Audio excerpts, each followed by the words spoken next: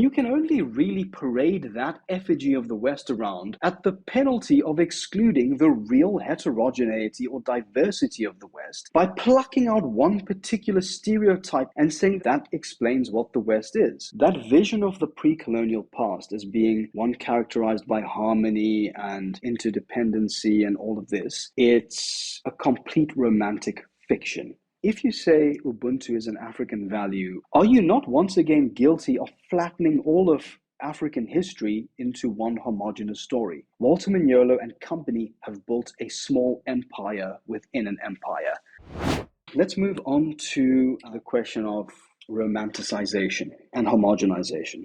You find these twin reifications taking place in decoloniality theory. You find a world that has been carved in two. On the one side, you've got the West, and on the other side, you've got the indigenous or the non-West. Now, the first thing that we get is this cartoon version of the West, which is basically a kind of effigy or a straw man, and which is this conspiratorial view of the West as the big bad guy and your kind of punching bag and your big boss and your ultimate enemy. Here's how the West is frequently described within decoloniality theory. The West is intrinsically, in its very epistemology, in the modern way of thinking, it is rapacious, acquisitive, instrumentalizing. It treats nature as a mere resource. It is patriarchal. It organizes the world into hierarchies where some people are superior and some people are inferior. It is violent. It is atomistic.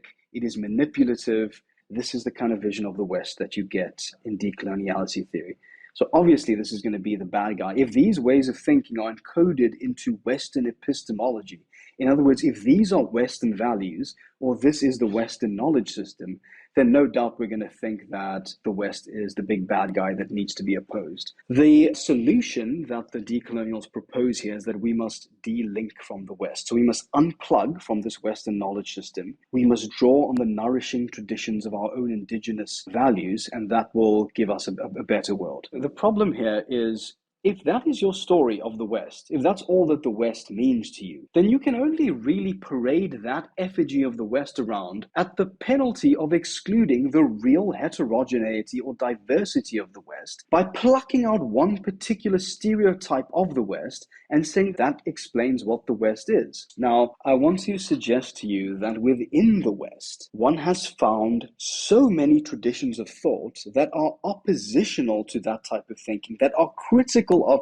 modernity itself. After modernity came into existence in Europe, there were a whole suite of rebellious countercultural formations, intellectual, artistic, and otherwise, that rose in opposition to that kind of mainstream story of the West, or that kind of triumphal narrative of the West. For example, you have Romanticism, you have Marxism, you have surrealism, psychogeography, post-structuralism, postmodernism. You have all of these critical ways of thinking about the West that come from the West itself. Even liberalism, I mean, let's not forget that C. Wright Mills once said that even liberalism itself was once an insurgent creed. It was once a way of opposing the orthodoxy. All of these countercultural, rebellious, critical forces coming from within the West itself. And so I think what we must just be clear about here is that the Western epistemology is not singular, it is not one-dimensional. And all of those many forms that I explained there contain critical tools that we can use to make sense of the world and to criticize capitalism or whatever the case might be. I also want to mention modernism. Even modernism, the kind of set of cultural and literary techniques that kind of were coming into prominence in the 1900s, they give us this most remarkable legacy of literature that thinks about representation and the human mind and so on and so forth. So no, I absolutely dispute the idea that this story of the West that they're telling explains the West completely. Even the idea of the West as characterized by this emphasis on market, science, constitutionalism, colonialism, I mean, that again, you have to go into history and pick out one particular epoch or episode in the life of the West and then say that this is the whole of the West. But the West itself has got a remarkable dynamism with respect to all the different social formations and economies and disputes and internal disagreements that characterize it. So that's my first caution is don't be parading around some homogenized vision of the West and say that this is the West because it is just a complete cartoon and it just has to exclude so much, so many fascinating things that come out of the West. So that's the one side of this twin homogenization. That is our version of the West that's being told to us in decoloniality. I mean, Kaio, even thinking about in Western philosophy, so-called Western philosophy alone, these guys never agreed with each other. Ascetics, hedonists, skeptics, I can't even name the kind of multiplicity of philosophical traditions that you have in Western philosophy that are in discord with one another. So let's appreciate that essentialism and flattening everything out into one, that's just always been a bad idea. It's always been just analytically bankrupt. Let's now talk about what's happening with respect to the non-West. In the non-West, these decolonials give you a vision of indigenous people all over the world before colonialism arrived as basically all being the metaphysical opposite of the West. So where the West is all those terrible things I explained around selfishness, patriarchy, hierarchizing everyone, just love money, so materialistic, indigenous people are in this reading harmonious, interdependent, sustainable. They live in harmony with the seasons. They live in harmony with nature and animals. They don't organize themselves into hierarchies. They live in equitable, egalitarian societies. And most important of all, they are all communalists. They all organize themselves into these communal societies where they care about each one rather than atomizing themselves into these individuals. Before I get into how that's just not true, I also just want to just note something about Mignolo and some of his friends. Mignolo and some of those guys from the 80s and 90s who were like first coming to invent this decoloniality discourse, these guys were all men of European extraction, as they say in Seinfeld, not like there's anything wrong with that, but just to make clear that these guys were tourists in other people's culture. They would go backpacking in Peru or whatever the case might be, or they go and have these anthropological encounters with various indigenous people. And then they come up with this kind of tourist version of what these people's values are. They are not people who come organically from those communities and are therefore licensed to give an accurate account of what these people actually believe. So what you find that in this romanticization of indigenous people, you find that again, you get this other cartoony vision of what we used to call the noble savage. Oh, this most noble indigenous person who is so communalist and living in harmony and can do nothing wrong and so on. It quickly leads into exoticism. For example, you find that in Mignolo, he frequently will speak about Pachamama and Samakause, two terms that are very important to him from Central America. And he also talks a lot about Ubuntu. Ubuntu is, for those members of your audience who have not heard that term before, it's an Nguni Bantu term. It's from Southern Africa. It's a kind of philosophical idea which emphasizes interdependency, communalism. I think it's part of a longer idiomatic expression which says, I am a person through other people. So in other words, I am not just some person closed off by myself. My identity, I can only know who I truly am in concert with other people. I can only make sense of myself, not only my being, but also the role that I play and so on through this kind of interdependency with one another. I rely on others, I depend on them, we all depend on one another. Just to give you an idea, I've heard Mignolo in his latest book banging on about Ubuntu. That would then constitute one of these indigenous values that South African people must live by. But he just displays a stunning ignorance about the debates around Ubuntu that have been going on here in South Africa for decades and decades. Philosophers have engaged with Ubuntu, African and South African philosophers. Some endorse it, some criticize it, some modify or adapt it. There's such a complex literature that's developed around the idea of Ubuntu. But in Mignolo, what you find is just this kind of cheap, exotic idea of Ubuntu as a synonym for indigenous communalism, and we must all bring Ubuntu back, and that would be a way of delinking from the West and bringing back these indigenous values that have been destroyed.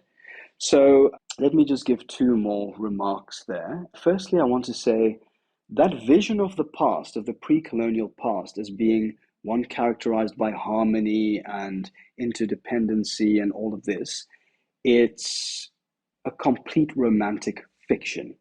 It's a kind of prelapsarian story, like biblical story of before the fall from grace, before the evil colonists arrived, before the evil West arrived, everything was so perfect.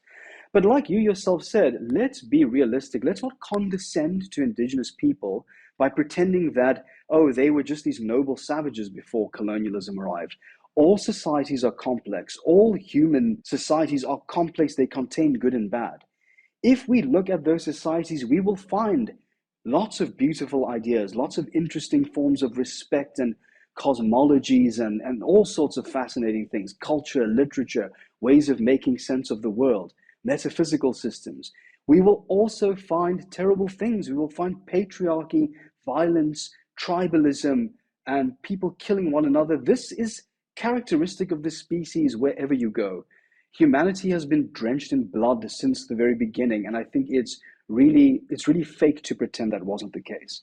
So let's resist the romanticization. The other thing is this cheap exoticism where we're told Ubuntu, Pachamama, whatever the case might be. I just want to say here that if you say Ubuntu is an African value, or if you speak about African values, are you not once again guilty of flattening all of African history into one homogeneous story?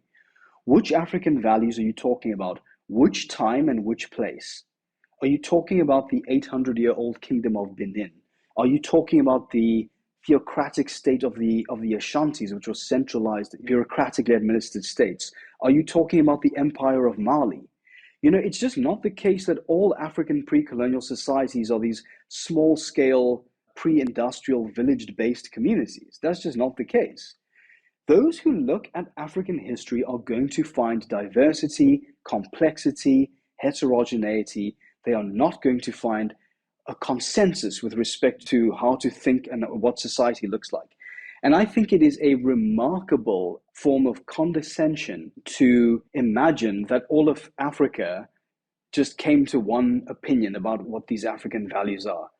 This was a place characterized by productive disagreement, like all human societies on Earth. So let's restore the dignity of allowing different societies to come to disagreement over their ideas.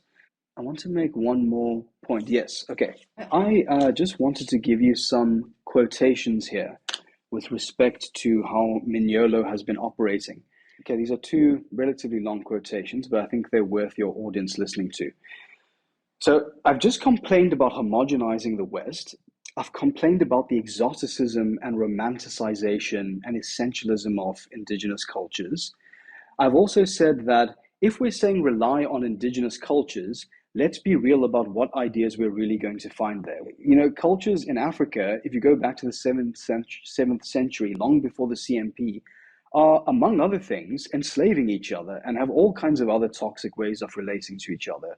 You find domination, epistemicide, violence, you will find those things. So it can't just be bring back indigenous values. It has to be, let's look at indigenous values, so to speak. Let's think critically. What works, what doesn't. That's going to be an ongoing process. But I've also said that Mignolo to me seems like a bit of an opportunist. It seems like he's a bit of a tourist. It seems like he's exoticizing or fetishizing people from other parts of the world because he likes this kind of spiritual or mystical idea that he has of these people. Here are two quotations coming from the Bolivian anthropologist Rivera Cusicanqui, if I'm pronouncing that correctly, from an excellent piece she wrote in 2012, which is like one of the best disses of Mignolo I've ever read. Okay, she's talking about how Mignolo came to parts of Central America, popped in on the conversations, took some ideas from those debates out of context, and then took them back with him to Duke University, where he kind of profited in terms of cultural capital and prestige by giving these ideas to the American audience who are hungry for exotic ideas from other parts of the world. She says, here's quote one, without altering anything of the relations of force in the palaces of empire, the cultural studies departments of North American universities have adopted the ideas of subaltern studies and launched debates in Latin America, thus creating a jargon a conceptual apparatus, and forms of reference and counter-reference that have isolated academic treatises from any obligation to or dialogue with insurgent social forces.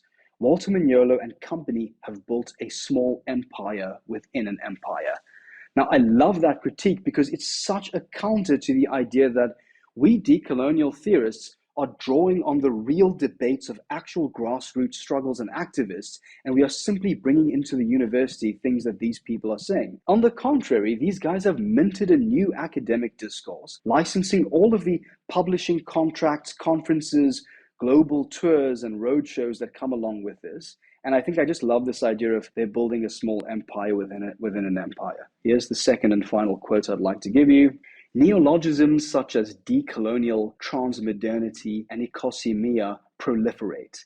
Such language entangles and paralyzes their objects of study. The indigenous and African-descended people with whom these academics believe they are in dialogue, but they also create a new academic canon that establish hierarchies and adopt new gurus.